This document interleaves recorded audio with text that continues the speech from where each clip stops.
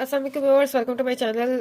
अब इस वीडियो में हम सीखते हैं कि उर्दू में आपने गोल और शेर जो है वो कैसे ऐड करने हैं। फॉर एग्जांपल, आप कोई लॉन्ग क्वेश्चन अटेम्प्ट करने हैं, पाक स्टडी का है या फिर इस ऐसे राइटिंग का है उर्दू में, या कोई भी लॉन्ग क्वेश्चन जो है वो उसमें आपने कोई शेर ऐड करना है या फिर आपने कोई गोल किसी का ऐड करना है, तो आप कैसे करेंगे वो हम सीखते हैं। अब फॉर एग्जाम्पल आप लिखते चले आ रहे हैं, कोई पैसेज वगैरह आप लिख रहे हैं।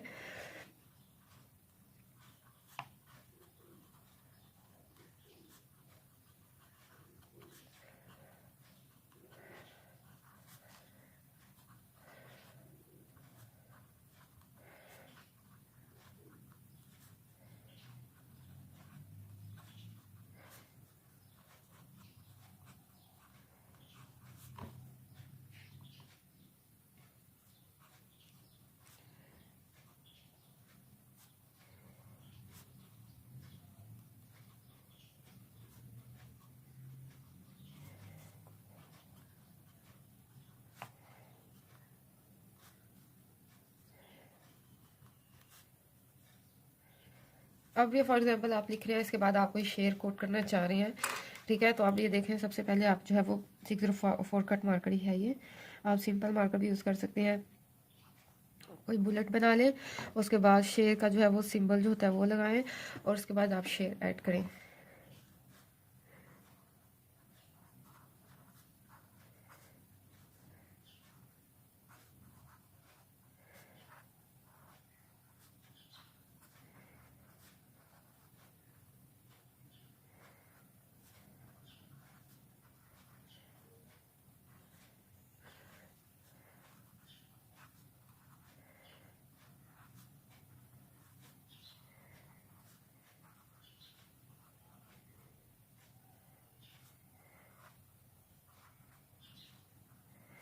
आप कोशिश करें आपका स्टार्टिंग एंडिंग दोनों जो है वो एक दूसरे के नीचे आना चाहिए, ठीक है। बिल्कुल, या ये बाहर निकले ना, ये बिल्कुल अंदर जाए।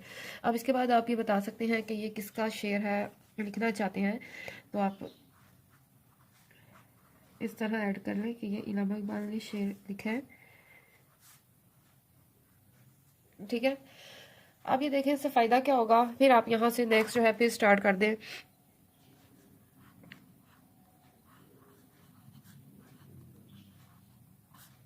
ठीक है।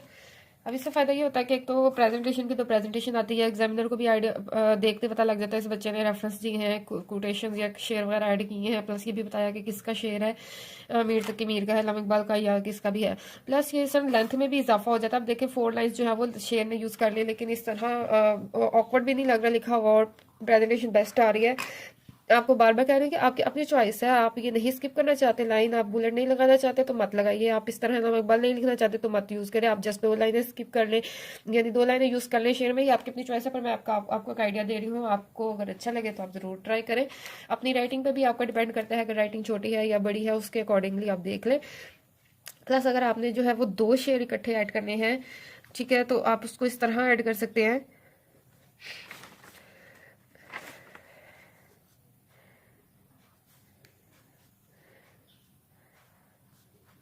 सेंटर में ही लिखें,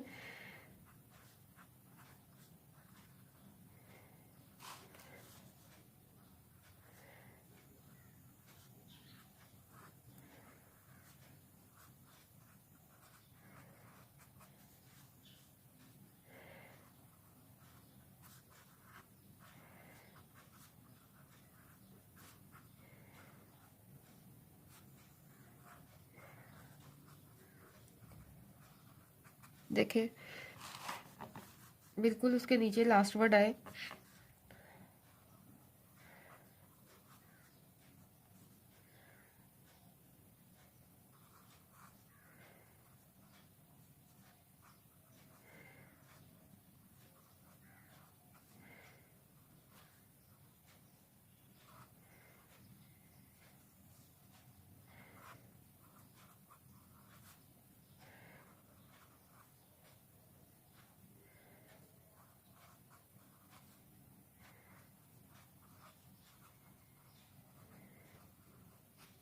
ठीक है, अब ये देखें मैंने कैसे ऐड किया। इसके भी आप एंड में बता सकते हैं इल्हामा इकबाल।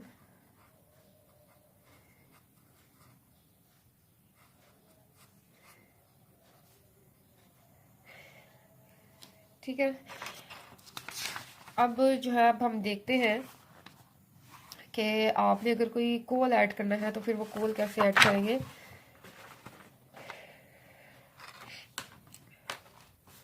फॉर एग्जाम्पल ये आप लिखते आ रहे हैं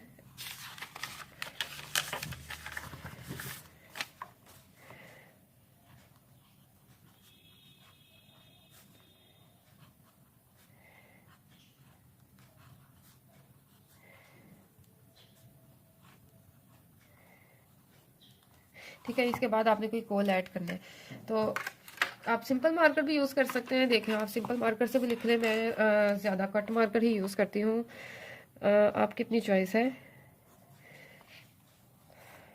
अभी अल्लामा इकबाल कायदे आज़म का है।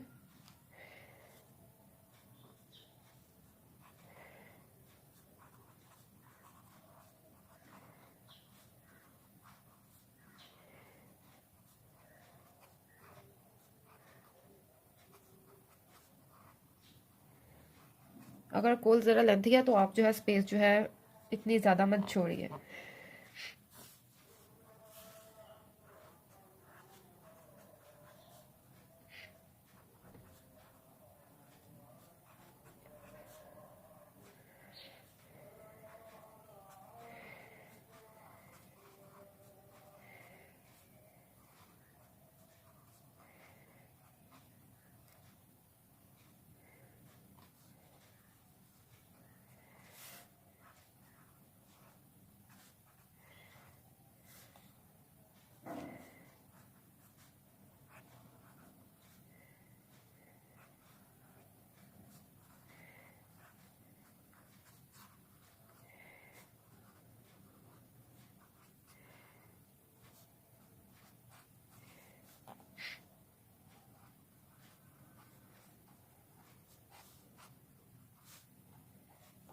ठीक है, ये देखिए मैंने कोल ऐड किया, ज़रा लेंथी था तो मैंने इसमें जो गैप जो है वो ज़्यादा नहीं दिया, ज़्यादा नहीं छोड़ा है। और जिसका कोल लिख रहे हैं आप उसमें बता दें कायदे आज़म का। ठीक है, अब जो है हम देखते हैं कि अगर आपने इस्लामिक स्टडीज़ का जो सब्जेक्ट है उसमें आपने कोई रेफरेंस कोट करना है, क्योंकि उसमें ज़्यादातर आयत या कुरानी आयत या हदीस होती है, तो देखते हैं उसको आप कैसे कोट कर सकते हैं। ठीक है, देखें आपको मैं बस एक टिप बताती हूँ, आपको अच्छी लगे आप ज़रूर ट्राई करें, आपको नहीं पसंद तो कोई मसला नहीं, जो आपको उसमें से अच्छा लगे आप उसे अडॉप्ट करें और बाकी जो है वो आप स्किप कर सकते हैं। ठीक है, अब जैसे कि आपने कोई कुरानी आयत का रेफरेंस देना है, मैं आपको बताती हूँ। आप असाइनमेंट्स वगैरह में इस तरह यूज़ कर सकते हैं, अगर आप एग्ज़ाम्स में इस तरह नहीं फॉलो करना चाहते। आप फ़र्ज़ करें आप कोई कुरानी आयत जो है वो ऐड कर रहे हैं, तो आप बताएं अल कुरान। यहाँ पे अगर आप कोई आयत जो है वो लिखना चाहते हैं,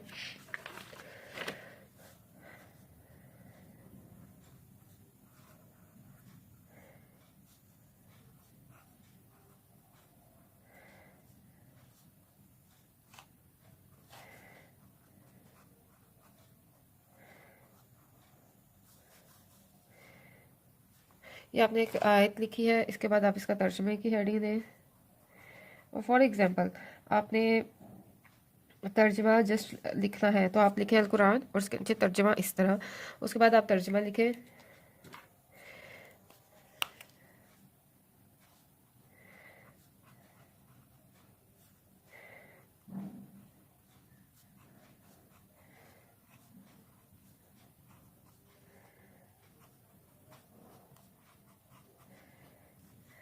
ठीक है, इसको इन्वर्टेड कॉमास में क्लोज कर दें।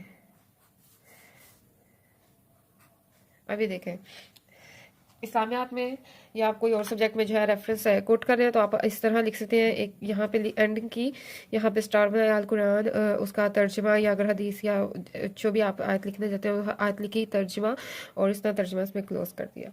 ठीक है, अगर वो लेंथी तर्जुमा है तो आप फिर जैसे मैं आपको बताती हूँ कोटेशन वगैरह के लिहाज से बताया, इस तरह आप तर्जुमा भी उसी तरह ऐड कर सकते हैं। इसके बाद फॉर एग्जांपल जो है वो आपको पता है ये किस आयत का है, किस कौन सी सूरत की आयत है, तो आप वो ऐड कर सकते हैं। ये आई डोंट नो ये इसकी सूरत क्या आइटम है, मैं जस्ट आपको आइडिया बता रही हूँ कि आप इस तरह सूरत का रेफरेंस दे सकते हैं। आयत नंबर 6 सूरत हूद, ठीक है, इस तरह आप ऐड कर सकते हैं। अगर फर्ज करें आप हदीस लिख रहे हैं तो आप अल हदीस, हदीस अगर लिखनी है तो लिखे, नहीं तो जस्ट नेक्स्ट हेडिंग दे तर्जमा इसी तरह और उसका तर्जमा लिख दे, ठीक है। वीडियो पसंद आई है तो ज़रूर लाइक और शेयर करें, चैनल को सब्सक्राइब करना मत भूलें व्यूअर्स, और प्लीज़ मेरे न्यू चैनल्स जो हैं उनको ज़रूर विजिट करें, वीडियोस देखें, इंशाल्लाह आपको ज़रूर पसंद आई होंगी। उसमें भी लर्निंग का आपको बताया हुआ कैसे आप इजी वे में लर्निंग कर सकते हैं। प्लस सिग्नेचर्स जो है वो उसकी मैंने अलग से चैनल बनाया है आप लोगों की आसानी के लिए, तो आप वो भी विजिट करें, अपने नेम लिखें अगर आप अपने नाम का सिग्नेचर चाहते हैं या कैलीग्राफी चाहते हैं। प्लस आर्ट्स और क्राफ्ट के लिहाज से भी मैंने एक चैनल बनाया है, जो इसमें इंटरेस्ट रखता है वो ज़रूर देखें और विजिट करें, और चैनल को सब्सक्राइब करना मत भूलिए। अपना ख्याल रखिए, अल्लाह हाफिज़।